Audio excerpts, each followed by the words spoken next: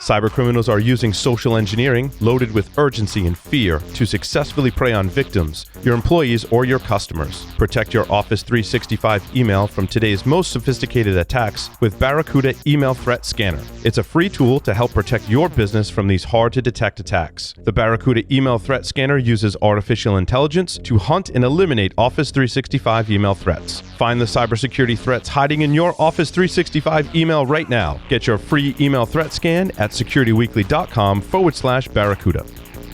We're proud to announce CISO Stories, a new podcast series in partnership with Cybersecurity Collaborative and Cyber Reason. CISO Stories features the candid perspectives and experiences of frontline senior security executives and dives deep into timely security topics. CISO Stories is hosted by Todd Fitzgerald, VP of Cybersecurity Strategy at Cybersecurity Collaborative, and Sam Curry, Chief Product and Security Officer at Cyber Reason. Listen weekly as they speak with extraordinary CISOs by visiting securityweekly.com/CSP. Welcome back to Business Security Weekly. I am your host, Matt Alderman, joined by Paul Asadorian and Jason Albuquerque. Our next live webcast will be on April 29th at 11 a.m. Eastern, where you will learn how to prepare for and prevent modern ransomware attacks. Our next technical training will be on May 6th at 11 a.m. Eastern Time. This technical training will explore common misconfigurations of NGINX, the damage they could do, and how to avoid them. Visit securityweekly.com/webcast to register now. If you've missed any of our previously recorded webcasts or technical trainings, they are available for your viewing pleasure at securityweekly.com/on-demand. All right, off to the articles this week. A couple interesting ones in here. There's, I always try to pull some different articles. This first article came across from the Federal Reserve Chairman naming cyber risk a top threat to our economy. And I started thinking about this for a second. I'm like, does this mean like people will take cybersecurity a little more seriously now? Hey, this is, you want to know what? For it to be mentioned as part of, I think it was a 60 Minutes, interview that he did. For it to be mentioned as part of that is a big deal to me, right? I mean, at the end of the day, number one, it was great, and it made me feel good that the Federal Reserve Chairman is saying our economy is going to be in a good spot. It's a positive outlook looking forward. The chances of a 2008 financial crisis happening again are very low.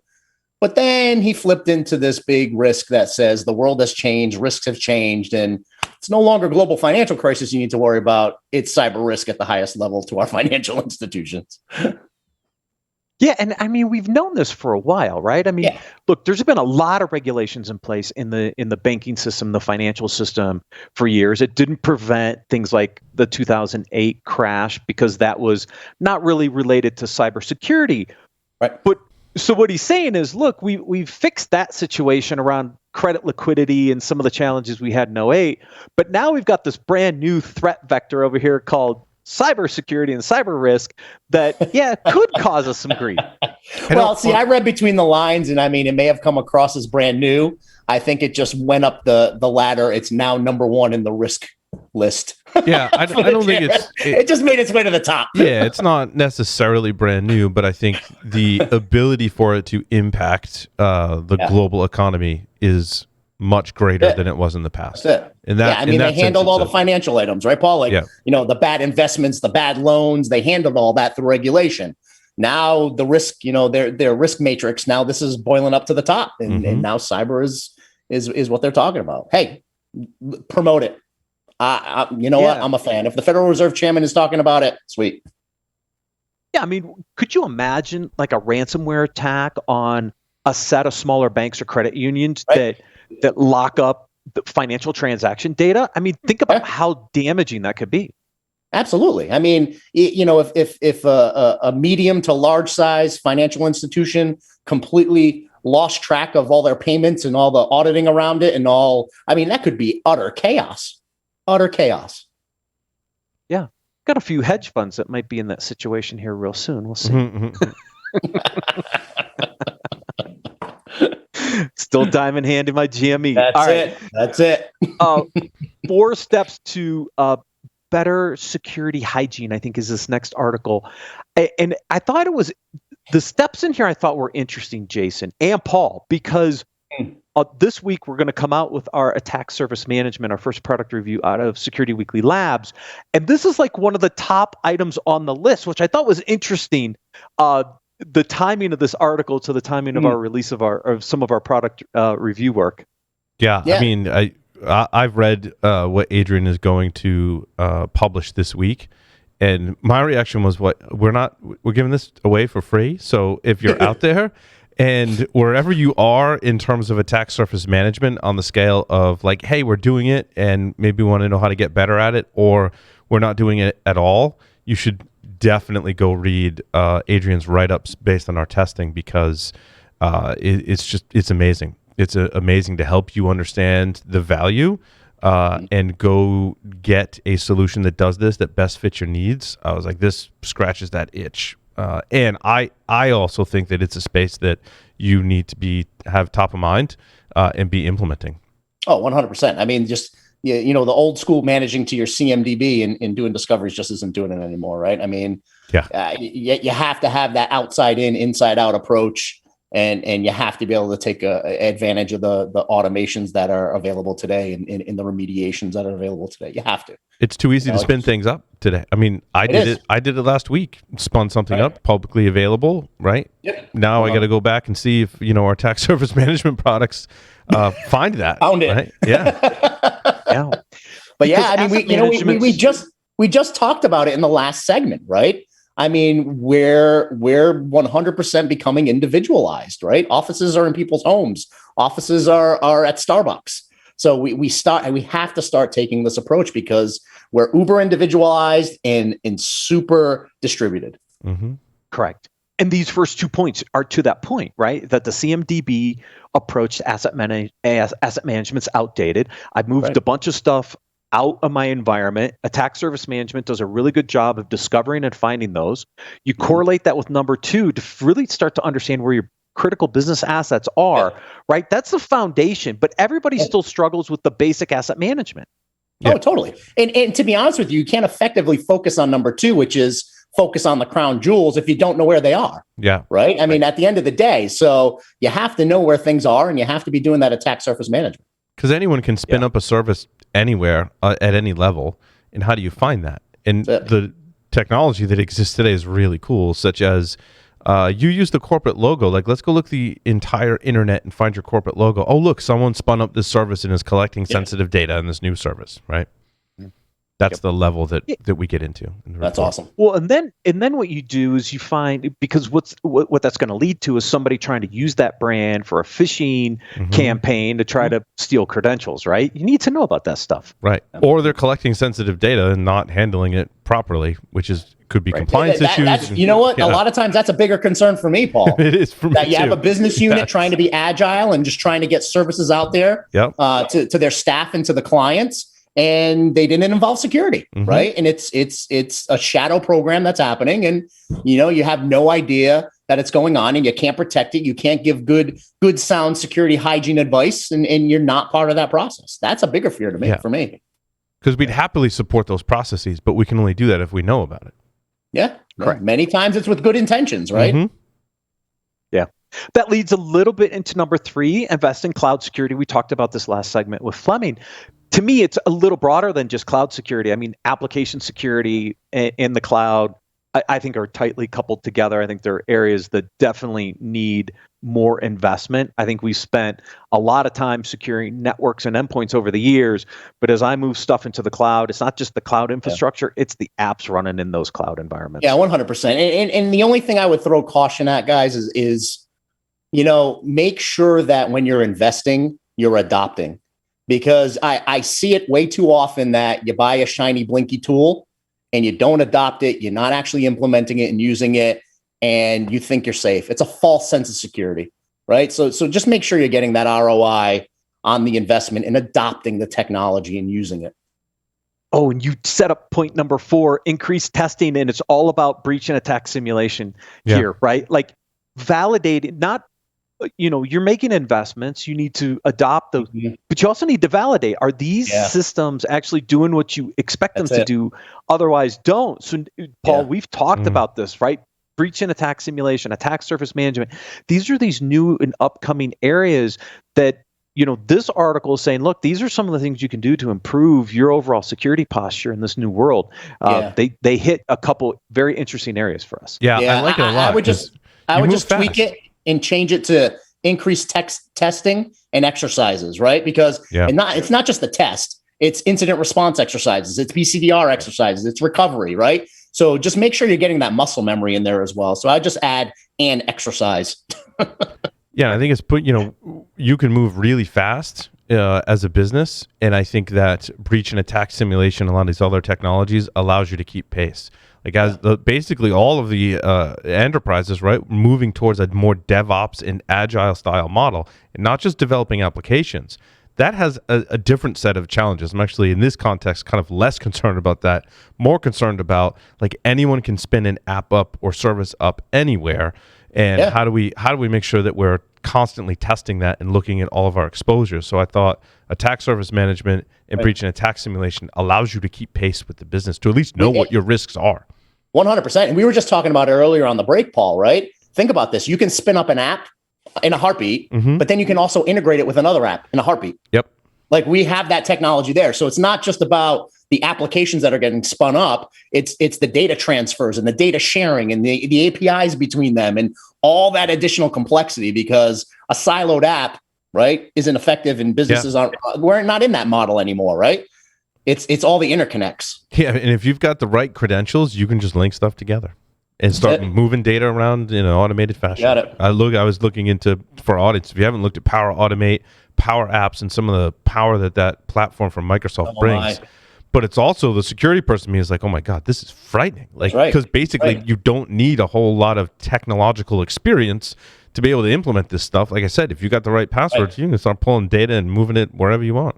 That's it. Yeah. And I had the luxury of taking part in Ignite, Microsoft Ignite.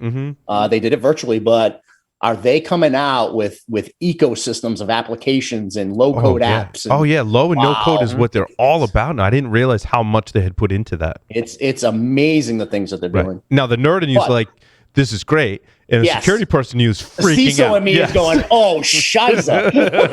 Yep. That's the way it always happens, right? Yep. Yes. Oh, and when you lose your job because you got breached or whatever, then this next article, what good leaders can do when replacing bad leaders. I brought this one in because I think we see a lot of leadership transitions. In our industry, we see it. And I thought this was a really good article from Harvard Business Review to talk about, if you're a new leader stepping into a role that somebody was replacing, how do you handle that transition? Yeah. And this article brought out some really, really good points about what that transition should look like. Yeah. Yeah. I mean, ultimately, when you're in a position to fill someone else's shoes, good, bad, or indifferent, my biggest suggestion is just do it with style and etiquette. Yeah. I mean, at the end of the day, you were hired to get a job done. The previous administration did what they had to do to get the business to where they are, right? I mean, that's it. And in many instances, maybe the business is outpacing the skill set of the previous leader. You don't know, right? But at the end of the day, you do it with etiquette, you do it with style, and you grab the helm and go. Yeah, I think there's a lesson in there too. Like, don't change too much and move too fast. Oh, you can't. You got it. You got it. I think your style point is like you have to lead in a very specific way. That's right. Not take on too much, but drive in the right direction. But you can't put the pedal to the metal the entire time, right? Like, it's a marathon, not a sprint, and it takes people time to adopt change, understand vision, and things like that, and learn the team and learn the business and learn all the how people work. Yeah, take the time that you need to learn what you need to learn. Right. It's there. You're going to have the runway, learn what you need to learn so you can make very good change, innovate, and you have to take the time. Otherwise, if you put the pedal to the metal, now you're risking a mass exodus, right? Yeah. And you don't want that. Right. And I think that's why setting kind of the vision in kind of the future of what the team looks like and what the objectives are for the group matters. But again, to Paul's point, input, right, from the team members and figure out how to make it work, because you can't make all these changes overnight.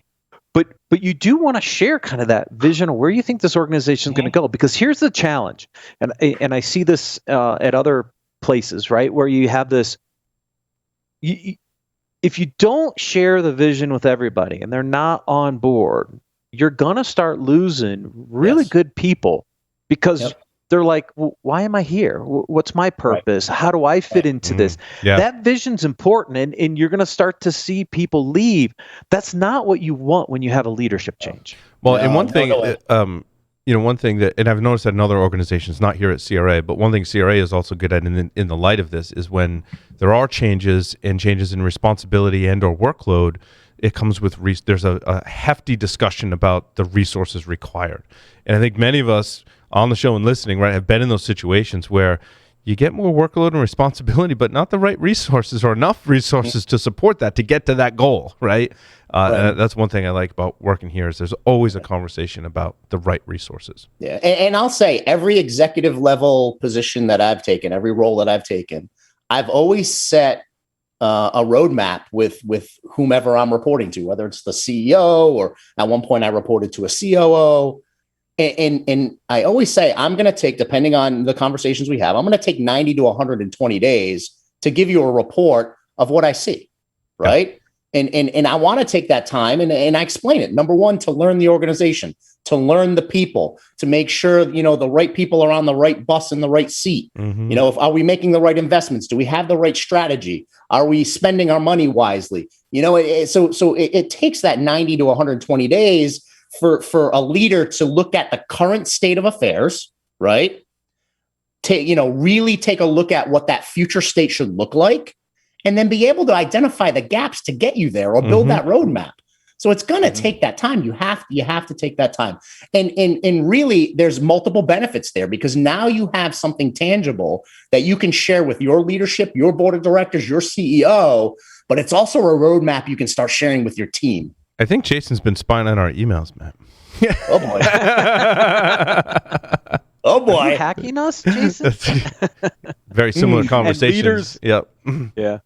And leaders must communicate consistently and with transparency. Got to keep everyone in the loop. Right? Yeah, you got to keep everyone in the loop. Agreed. Yeah, I pulled that next article, and it is because in doing all this, you have to communicate and be open and transparent with everything. Yeah. I mean, because you're learning so much, but then you also have to put a plan together, and you got to be honest and build that transparency to say, look, this is what we need to do. Let's build the plan. Let's build the opportunity to do it. Because once the rest of the organization says, okay, let's go, guess what? Now we got to go update everybody else in the organization. We got to get them all aligned to that new direction and strategy. And so you better do it right, or you're not going to get the rest of the organization in line. No, 100% agreed. And many times, I not only try to say, listen, I'm going to be honest. I'm bringing a level of integrity to this conversation. I'm going to be transparent. But in many instances, I always say, listen, I'm going to open up and be vulnerable sometimes, right? And that vulnerability means that I'm taking my ego and I'm putting it aside. And I'm saying, I can't do this by myself. It's impossible. I need the help of business unit leaders. I need the help of the CEO and the board. I need the help of the CFO, right? You can't do it by yourself. And sometimes you just have to open up and have that level of vulnerability to have the tough conversation. And then you can rally the troops, and it gets appreciated. You build trust with that. And if one thing I've learned in my career is that a foundation of trust allows you to build influence within the organization. Because now people trust your opinion.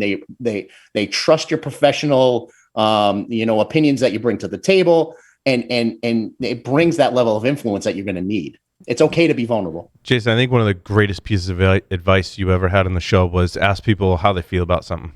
Yeah. And there's lots I've also in practice, I found there's lots of different ways to ask that. And I started to learn what is the appropriate time to ask that and way to ask that to get the most effective results, because you do want some insights into like, so how you feeling about that project? How you feeling about that personnel change? Like, how you feeling about that? I think that's one of the best pieces of advice you gave. And the deeper the relationship builds, the more transparent and vulnerable folks become, because then again, they're not taking their ego and bringing it to the table. They're putting the ego aside, right? And they're being fully transparent and honest. And that's when you get the real work done. Yeah. Right. There's nothing hiding in the corners. There's nothing you have to be worried about, because people are being transparent. People are being vulnerable and saying the things like, you eliminate the FUD. You eliminate the FUD by asking questions like that. It's one way to eliminate the FUD. That's right. Well, and I think it ties into this next article where you ask yourself, how am I feeling as a leader, right? The story, the CISO life is half as good, for the Laura Vaughn story. I thought this was a really interesting story to think about for a second, Jason, right? As a leader, sometimes we have to ask ourselves, how do we feel? And look at our work-life balance, look at what's going on around us and go, wait, maybe it's time for me to step down and take a different role. I thought this was a really interesting story for other CISOs to think about kind of their situation and where they are in their careers, and let them know, look, sometimes it's okay to take a step down and kind of get your life kind of balance back in check and not just keep pushing to the next leadership role. Right. I absolutely love this story, and I'm glad you brought it to the table, right? Because ultimately, we talk about leadership skills in this segment all the time. And if you're not in a good place as a leader, you're not going to be able to support your staff and have them in a good place, right? So ultimately, you do have to go inward and look. And it really brought something to light for me, right? Where it shows how everybody's different, right? This pandemic has kind of opened our eyes and allowed us to prioritize things that really matter personally, because now we've been able to spend time at home. My kids have been home, right? So now I get a little bit more of that in my face, and I can prioritize what really matters in life and balance that with my career. But I say everybody's different because I looked at the items that, brought a little bit of anxiety and stress to Laura, and I said, wow, those are the things I thrive off of personally, right? I read the article and I made it personal.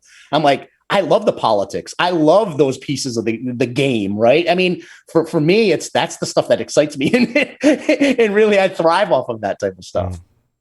Yeah, but for some people, maybe it's not. And plus, she had a lot of other things going on in her life, right? She had moved 2 states away from friends and family, so she was a little isolated. She was going through a divorce. All these things kind of pile on, and you got to remember, we're only human, and as a leader, sometimes you have to take the priority to kind of get yourself right sized before you can lead the team. And I think it's just a great reflection on leaders to say, you know what, maybe it's time for me to step back a little bit. Oh, absolutely, and kudos to Laura. She did the right thing for her family, for her career. And, all the best of luck. It was an awesome article. I absolutely sounds like it should have been named Leaders Are People Too. Yeah, probably. Yeah. Sometimes you lose sight of that in yourself. Right. Exactly right. And so that's why I brought in the last article, this article on the author's 10 rules for work-life balance. And I thought about this. I'm like going through this list going, all right, don't wake up before 7:30 a.m. Well, that can't happen because Kyle's got to be on the bus at 7:25. So I have this works for this list works for a person. You should develop your own. What I gleaned from this was you need to have your own 10 things that work for you. I think it's great this person shared what works for them, but like maybe 0 of these are going to work for you, but you likely could create 10 things that do work. I read, what was it? Number 8. Yeah. If I had to call my parents when I wake up, when I go to sleep, and at lunch and at dinner, I think I'd be on anxiety meds all day long. Well, not only that, I think, my mom would be like, don't you have work to do? Like, don't you have something to do? Work, get a life. Get a life. Leave me alone. Exactly. But there are some good ones in here. I think the sleep one's important, right? Because you need that rest, you need that downtime. I thought the one about eating lunch and dinner and not working while you do it. I'm a victim of this, right? I was eating breakfast this morning. My phone's right next to me, and Lauren's like, "What are you checking your phone constantly all the time for?" I'm like, "Yeah, you're right." So I set it aside. But I mean, there are a couple good ones in here that you have to sometimes think about, and you have to draw some lines. Not all of these are going to work for everybody, but there were a few in here that I thought really resonated that might help guide people. And what Michael Santarcangelo always told me, and what he and I both, realized, and he was further ahead of this than I was, right? Because he has 4 kids, I have 3. And what he realized is like, dude, stuff changes all the time. Your habits are going to have to change and adapt based on what's going on. And so I always keep that in the back of my mind that developing a habit is hard, and I just have to be accustomed to change. Like kids are starting to go back into sports. Monday through Friday, there's something to do every night to get one of our children somewhere. And you have to take that into account and realize that it's a constant moving target, which makes it harder to manage, quite frankly. But you just you gotta do it. Yeah. But I mean, for this, it's build your own recipe, right? Build your own 10. Build your own recipe. Mm-hmm. Yeah, one of the things I used to do with the boys until Brendan got back into baseball was every Monday afternoon we go bowling, right? It was boys' night out. It was just us boys. It was our thing to do, right? Well, now we have to change that schedule because he's got baseball pretty much every single night. It's like, oh, crud. So we don't, we'll get back to it at some point. But, having those items, right, that help you kind of make sure you're spending the time at home, balancing the work activities, but also know, to your point, Paul, things change, schedules change. You'll have to adapt. Yep. Make sure you keep some things sacred and take care of yourself. That's the bottom line, right? Take care of yourself. Oh, you're right, Jason. All these guides talk about your eating and sleeping habits. And you need to make sure that those are in line for you, and that they'll change, right? But you need to pay attention to your eating and sleeping habits. Absolutely. Gentlemen, thank you for joining me today. Paul, have a very good vacation. He won't be with us the next week or so. Thank you, everyone else, for joining us today. We'll see you next week on Business Security Weekly.